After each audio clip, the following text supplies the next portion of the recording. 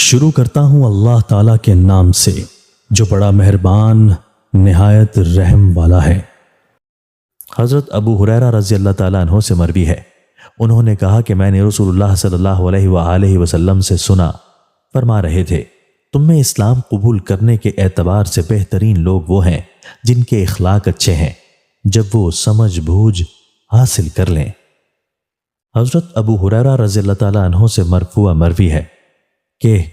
اللہ تعالیٰ اس بندے پر رحم فرمائے جس نے اپنے بھائی کی عزت کی پامالی یا مال میں کوئی ظلم کیا، پھر قیامت کے دن پکڑے جانے سے پہلے اس کے پاس آیا اور اس سے معافی مانگ لی، اور وہاں نہ کوئی دینار ہوگا اور نہ درہم، اگر اس کی نیکیاں ہوتیں تو اس کی نیکیوں میں سے لے لی جاتی، اور اگر نیکیاں نہیں ہوتیں تو اس کے گناہ فرشتے اس کے اوپر لاد دیتے۔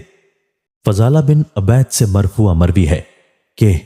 3 لوگوں کے بارے میں نہ ہی پوچھا کرو،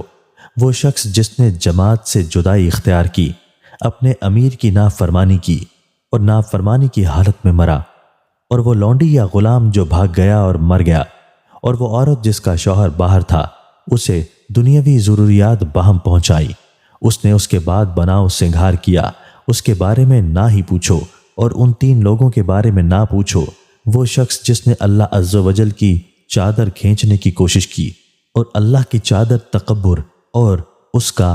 ازار عزت ہے، اور وہ آدمی جس نے اللہ کے حکم میں شک کیا، اور تیسرا وہ شخص جو اللہ کی رحمت سے نا امید ہو گیا۔